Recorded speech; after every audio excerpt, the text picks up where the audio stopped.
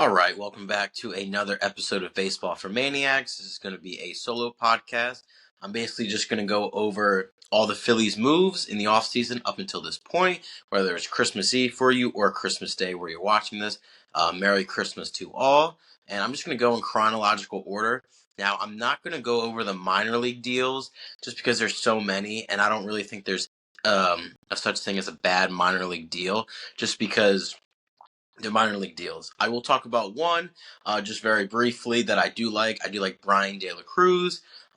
If some of you don't know who he is a outfielder that was on the Miami Marlins, got traded to the Pittsburgh Pirates, and then traded to the Astros at the deadline. Just never really blossomed, but a good right-handed bat. He's doing very well in the Winter League. He plays in the same Winter League as Johan Rojas, and he's tearing it up there, so you can never have too much depth.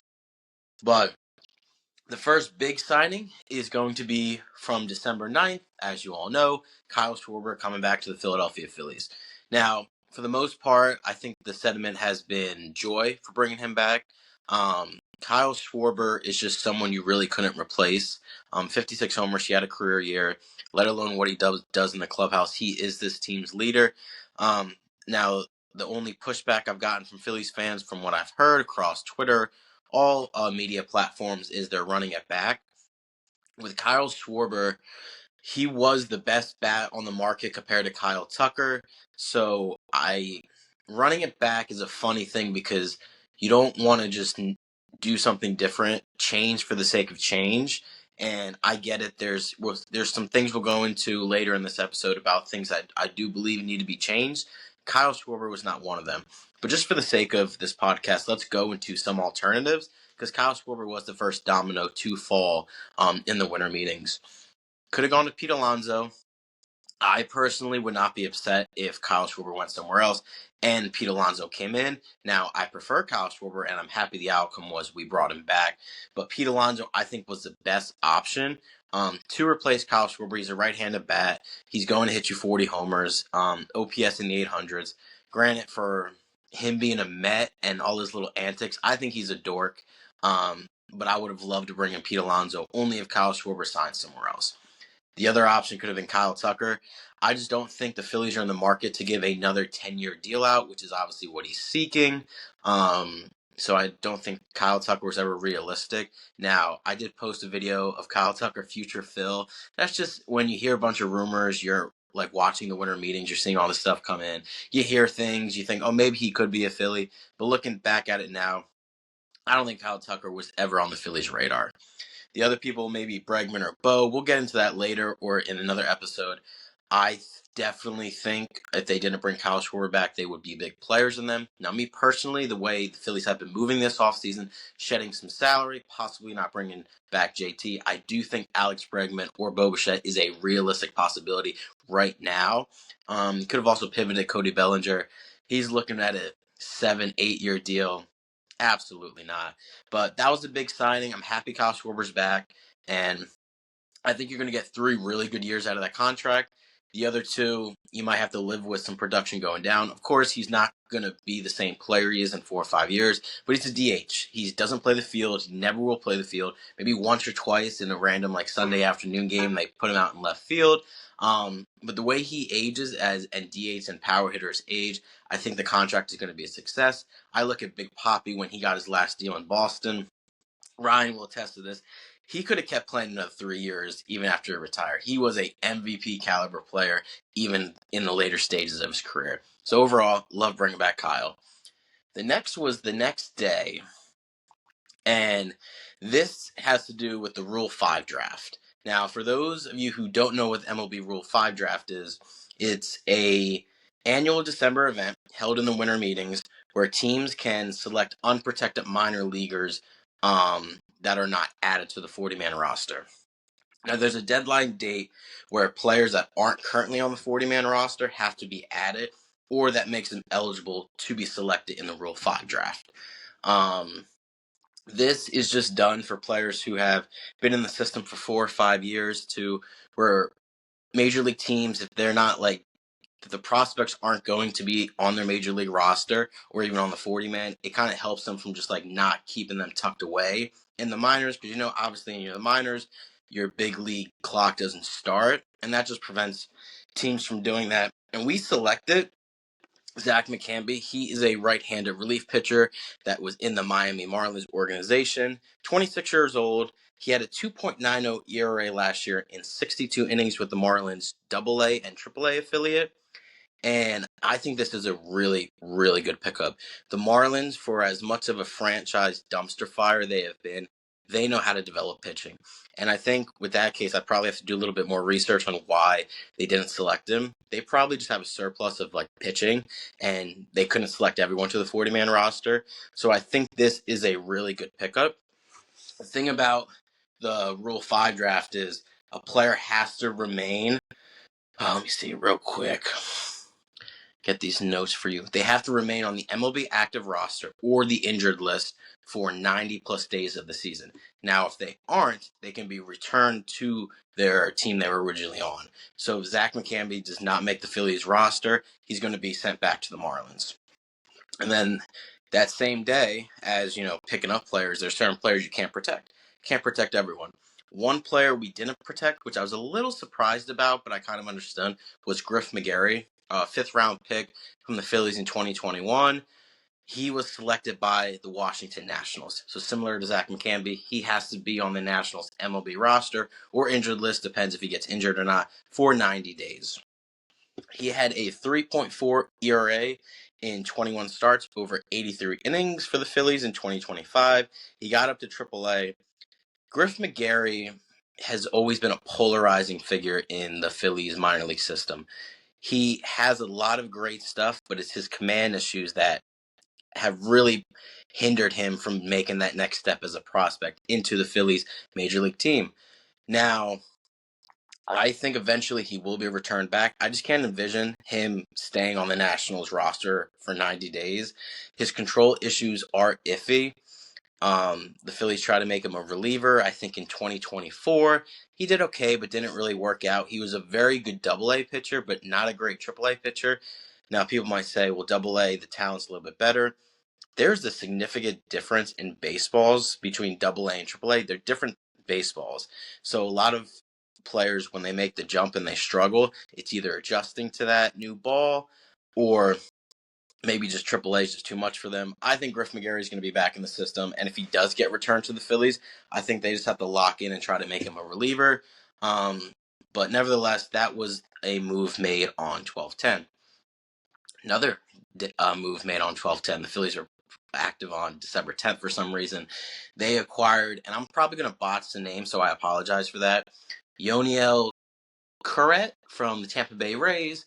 He was a starter in their organization. He had a 3.9 ERA in 66 starts. Wow, absolutely not. In 16 starts over 55.1 innings.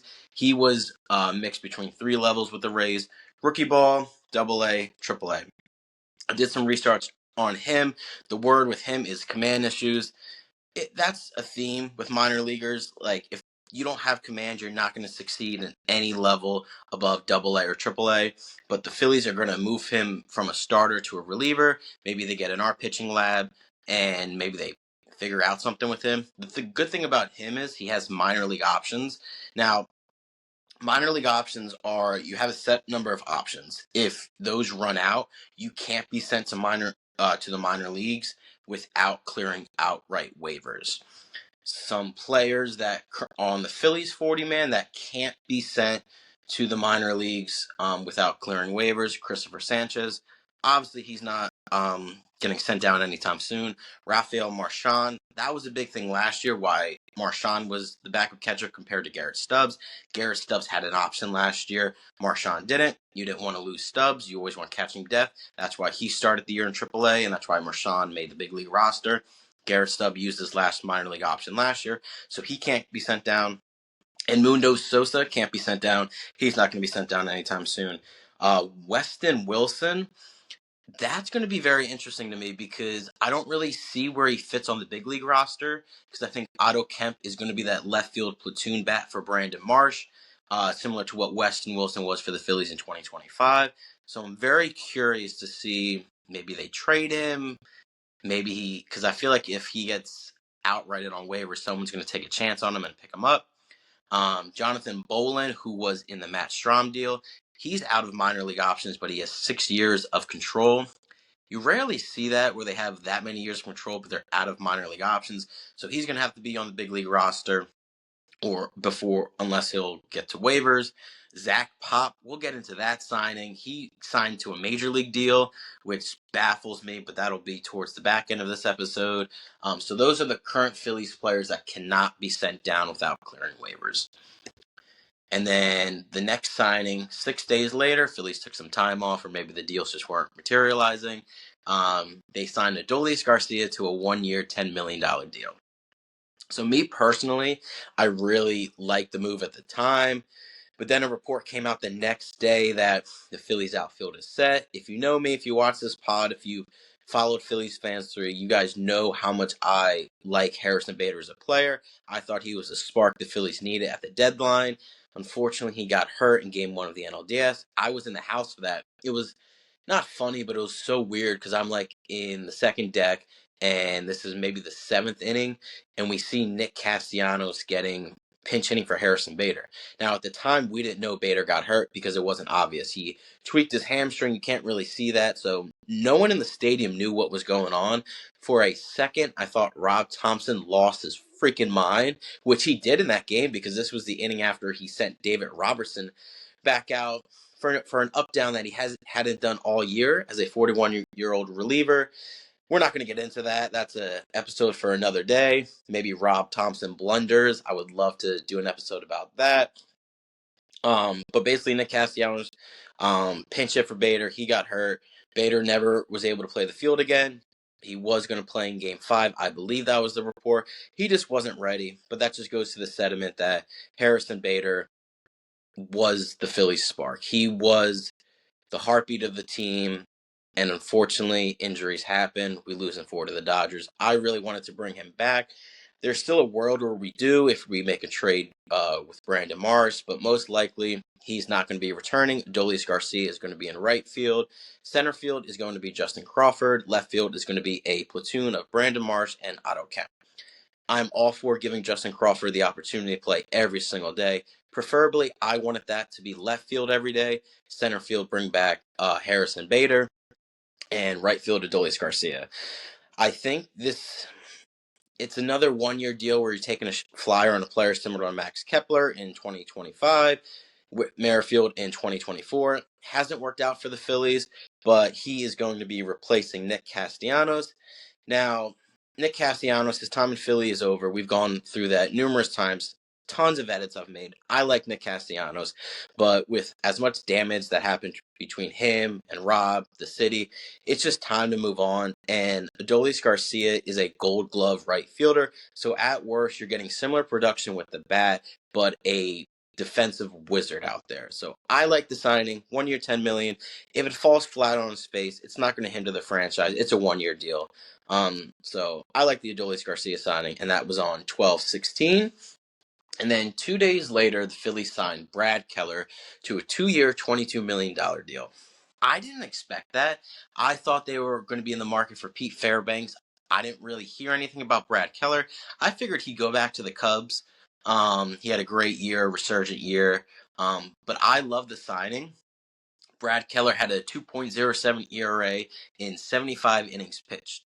Now, if you're not familiar with Brad Keller, before this year, he was a starting pitcher that struggled. He was your typical 5th, 6th starter. He'd eat up some innings, but he was the most 4-inning, 5-inning boring pitcher you'll ever see. His velocity when he was a starter was 93.8. When they moved him to the bullpen in 2025, it ticked up to 97.2. Now, as for most pitchers, when they move from starting to the bullpen, there's an uptick either in both velocity and stuff or just velocity. There's so many cases of pitchers, failed starters that go to the bullpen and they find it. Hopefully that's what Brad Keller did, and he's just going to ride the reliever wave for the rest of his career.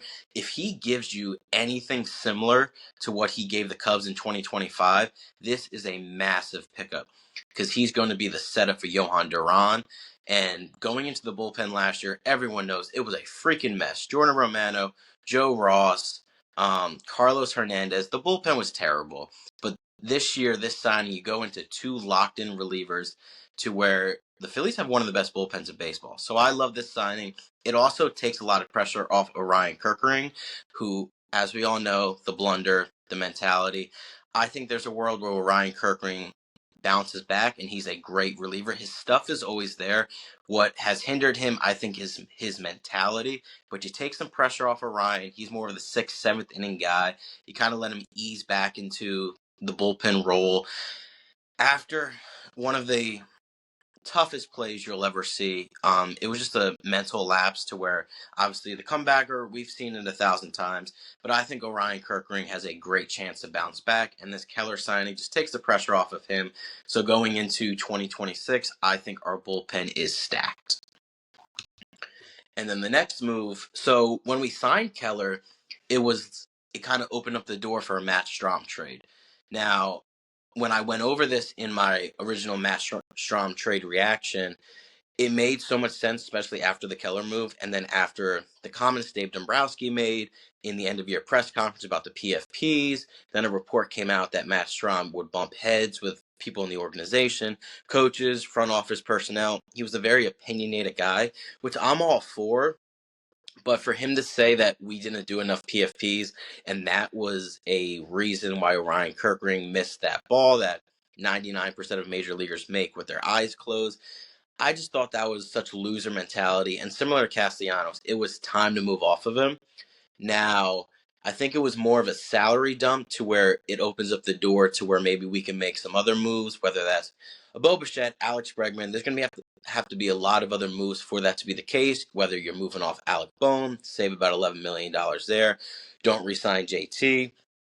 But basically, that's what I think. It was a mixture of Matt Strom running his course in Philadelphia, had a great 3 years, but it was time to move on, save that money. And then the return, which we got back, was Jonathan Bolin. Now, I already mentioned he's out of minor league options, but he has 6 years of control.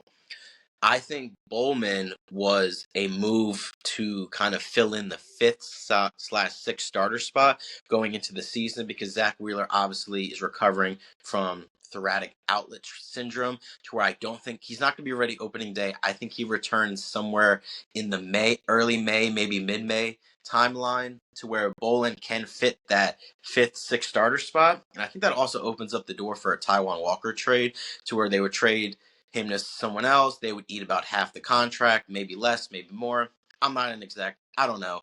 But that could just save up some money to where we can make a bigger move. Bo Bichette, Alex Bregman, one of those guys. Now, Taijuan Walker, for as much as he's had a roller coaster ride in Philadelphia, he had a really good 2025 in my opinion. Obviously not worth the 18 million, but sometimes you kind of have to throw out the contract numbers and just look at what he provided for the Phillies.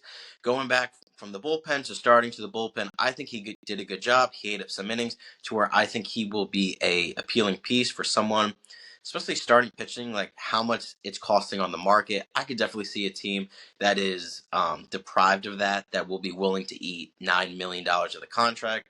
Taijuan Walker's healthy, and he gives you a 4.5 at 120, 130 innings. That is definitely worth the $9 million. And Bolin, I just think, be a guy that fills in that fifth, sixth starter spot until Zach Wheeler comes back. Zach Wheeler comes back, everyone's healthy.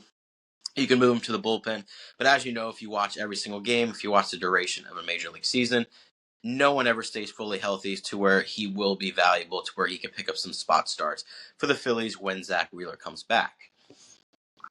And then the next move, same day, 2019, the Phillies traded Avery, I'm going to botch the name again, Asua Asita, to Arizona for Kyle Backus. Kyle Backus is a left-handed reliever from Arizona. He had a 4.62 ERA over 25 innings with them, but he's a lefty specialist. Lefties only bat at 139 against him to where I think he's going to fill in that role for Matt Strom just as a third lefty behind Tanner Banks and Jose Alvarado. He's not going to have the production Matt Strom does. Let's not expect that. But Matt Strom was a great reliever for us in the regular season. Had his struggles in the postseason, but I think this was a good move. Now, The guy we gave up was a outfield and hitting prospect. He was a ninth round pick in the 2023 MLB draft. He had a 751 OPS over two levels, low A and high A, to where, I mean, you got to trade decent players to get decent players back. I don't know.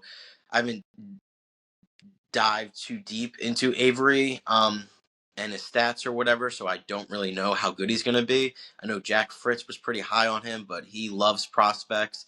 I love them too, but I don't know. I think it was a good deal. I don't think it's a low risk, low reward kind of move. It's just kind of a move you make. And then the last signing of the current state of the offseason, we signed Zach Pop to a major league deal. Now, when I got the notification, I had no idea who Zach Pop was. I looked at his stats, and boy, was I baffled that he got a major league deal. So he had a near 15 ERA. Granted, it was only in 5 games in 2025. But then you look deeper into the stats. 2024, he had a 5.59 ERA in 48 innings pitched. 2023, he had a 6.59 ERA in 13 innings pitched, which is not a lot, whatever. The one good year he had was in 2022, where he had a 2.7 ERA in 39 innings pitched. Maybe our pitching development team sees something in him, but I just can't imagine giving him a major league deal unless other teams are willing to give him that, and I don't think that's the case. But maybe I'm pleasantly surprised. Maybe he becomes one of the great right-handed relievers. Maybe he's like a Brad Keller to where he has a resurgent year. I have no idea, but that's kind of where we are in the current state of the Phillies offseason before Christmas. I think there are moves to be made. I think a lot of movement will happen between now and spring training. As I broke down in the Mastrom trade reaction, I think that was the first domino to fall and a bigger step to clear salary to be in on a Bo Bichette or Alex Bregman. Now, to do that, $7.5 million being freed up is not going to get you Bo Bichette or Alex Bregman. It's just not. So I think in order for that to happen, obviously you would have to move off Alec Bohm. I don't think Alec Bohm's trade value is anywhere near what the Phillies expected, similar to last year. But if you get an Alex Bregman or Bo Bichette, there's just no spot for Alec Bohm to be on the Phillies roster, and that would kind of just be a salary dump. But if you're giving up $11 million to spend on a Bo Bichette or Alex Bregman, Phillies fans would love that. I would love that. It's just something you have to do. Now, granted, if we don't sign Alex Bregman or Bo Bichette, Alec Bohm will be starting at third base. In the final year of his deal, he's not going to return after next year, but I think Alec Bohm's gone. I think similar to Castellanos, similar to Matt Strom, he's kind of run his course in Philadelphia. Me personally, if we don't get one of the big names, I would prefer Alec Bohm to stay, just because I don't think Otto Kemp as your everyday third baseman or mixing him with a Mundo Sosa is good enough. I wouldn't hate the move, but I just don't want to give up on Alec Bohm just to shed salary. So we're just going to have to see what kind of happens with that. But hopefully it's Bo Bichette. Hopefully it's Alex Bregman. Maybe, maybe not. I guess we'll just have to see. But that's pretty much it for the moves. But let's just do a depth chart kind of to where the Phillies are at right now if they don't make any moves. I don't think that's the case, but let's just go into it. Starting rotation is going to be Christopher Sanchez, Jesus Luzardo, Aaron Nola, and I think Andrew Payne is going to make the team. Zach Wheeler obviously won't be ready for opening day. And then you mix in that 5th, 6th starter spot with either Taijuan Walker or Jonathan Bolin. And then the bullpen, which I think is a clear strength of his team. Johan Duran's going to be closing games. No surprise there. Ryan Kirkland is going to be your right-handed reliever number 3. Brad Keller is going to be the setup man. Tanner Banks, Jose Alvarado will be your lefties. And Kyle Backus as well. He'll be your third lefty. And then the last bullpen spot. Right now, they have Taijuan Walker listed in bullpen depth. He's not going to start the year in the bullpen at all. He's either going to be on the Phillies as your 5th starter or he's going to be traded. I think Zach McCamby definitely fills that role. I don't think they would have picked him in the Rule 5 draft unless they envision him being on the MLB roster opening day. Because if he's not, they're going to have to send him back to the Miami Marlins. All Right. Catcher right now, that's the big thing. Oh, and the other point, going back to the Matt Strom trade and the Bo Bichette, Alex Bregman, Alec Boehm trade, that whole scenario, I don't think that's possible unless they let JT walk. All the reports I've heard, he's looking for that third-year deal. Heard that he's upset with how the Phillies treated him in his original negotiations after 2020 when he signed that 5-year deal. He had made the most AAV for a catcher in Major League history, so I don't really get that point. So I'm kind of leaning towards letting him go, using that money for another player. But currently it's going to be Rafael Marchand and Garrett Stubbs. I don't think they go into the season with them as the catching duo. If JT walks, I think they make a trade or they go get someone on the free agent market. He's Victor Carantino, probably got that name wrong, from Houston. He's a free agent. I think him and Marchand would be fine, but that's kind of where they have the catching depth chart as of now. First base is going to be Bryce Harper. That's no surprise. Second base is going to be Bryson Stott and Edmundo Sosa. They're going to be a platoon. I see Bryson Stott as an everyday player, but the way Edmundo Sosa rakes against lefties, you put your best lineup out there. So that's what second base is going to be. Third base, that's the big question. It's going to be Alec Boehm.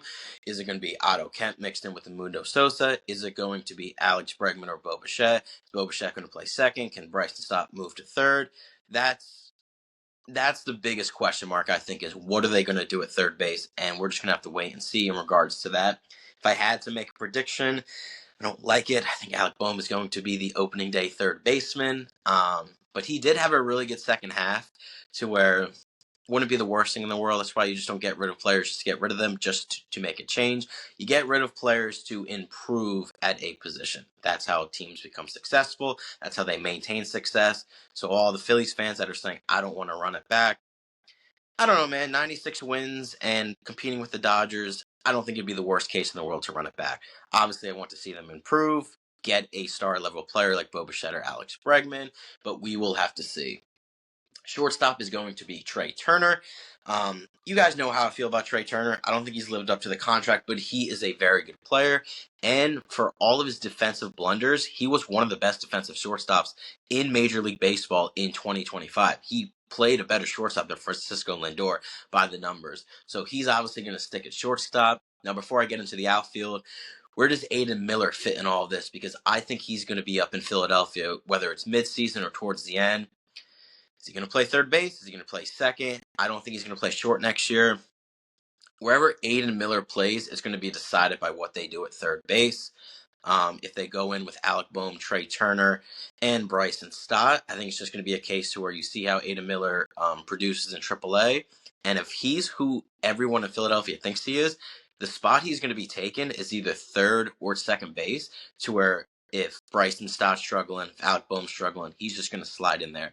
Because right now he's going to play shortstop, and I think he's going to be the future shortstop of the Phillies in a couple years, to where Trey could either move to second, Trey could move to third, maybe you move him to the outfield. But wherever Aiden Miller fits in, it's just going to be a combination of his production and the production at the big league level, and he's going to plug and play wherever he needs to be. On to the outfield. Left field, I think as of right now, if everything stays the same, if Dave Dombrowski's comments are true that the outfield is set, it's going to be a combination of Brandon Marsh and Otto Kemp. And as much as I want Bader back, that is a good left field platoon. Brandon Marsh is also another polarizing figure in Philadelphia. A lot of people want to move off from him, and I am in that case to bring Bader back, but you have to get value back. Brandon Marsh against right-handed pitching is a 800 OPS guy that plays gold glove defense in left field. Obviously not center field, but he's a good option for left field. Otto Kemp mashes against lefties. He had, I believe, a 970 OPS against left-handed pitching between AAA and the big league level in 2025. Defense, he was fine out there. I know there was a lot of concern about him moving to left field because he was a natural third baseman. He struggled mightily defensively at third, but he was serviceable in left field. And I think him struggling at third had a lot to do. He had a sprained kneecap or a fracture in the kneecap. He hit a ball off his knee in Miami, I believe, in June. He played through it. So I do believe if they gave him more reps at third base, his defensive value would improve. But yeah, I see Otto Kemp as the left field platoon for the 2026 Phils on opening day. Center field is going to be Justin Crawford. Wherever Justin Crawford plays, whether that's left or center, right now it's slotted in as center field. He's going to play every day, and that's kind of what you have to do for a young player. You have to let them have their growing pains. He's going to bat ninth in that Phillies order. I think Justin Crawford is going to be a good player. I think if he bats anywhere between 280 and 300 at his big league career, plays solid enough defense, that's a valuable major league player, especially that he's going to be in his pre-arb years for the next 3 years. I think he's going to be very valuable. And you have to have a mix of those guys with as many stars as you have on the roster. Trey Turner, Bryce Harper, JT if he comes back. You can't pay everyone. So mixing in players like Justin Crawford, Aiden Miller on their rookie deals will be beneficial to keeping this run as alive as much as possible to keep our championship window open. Hopefully we get that. We'll see what happens. And then right field is going to be Adolis Garcia. We already talked about him. I think he's going to have a bounce back year. I don't think he's going to be anywhere near the production he had in 2023 with the Rangers. But if he plays the defense he normally does, which is Gold Glove caliber, if he has a OPS in the 720s to 750s, hit you 25 homers, bats 6th or 7th for you, I think that's a valuable asset to have. Currently, I think he's going to bat 4th, which is not ideal. That's why I am trying to plead the Philadelphia Phillies to go get Alex Bregman, go get Bo Bichette, one of those two, to where you can slot Adolis down in the order, take some pressure off of him. And I really think if he plays the full year and he has a big moment in October where he sends one to the moon at CBP during Red October, that's your $10 million right there. And then obviously Kyle Schwarber is going to be your designated hitter. So that's kind of where the Phillies stand right now. I think it's been a okay offseason up until this point, but I can't really grade it up until we see all the other moves that will happen or that won't happen. Obviously, once the season starts, spring training comes into effect, I'll do a end of off season update. I'll grade all the moves. I'll grade it all in totality. But I think a lot of moves are to be made, and then we're just going to have to see what Dave Dombrowski does. I would implore everyone to hold off on their opinions until they see what is done. Now, if they do nothing the rest of the offseason and this roster kind of is what it is, we'll revisit that. We'll criticize Dave Dombrowski as we always do. But I think Dave Dombrowski has something up his sleeve.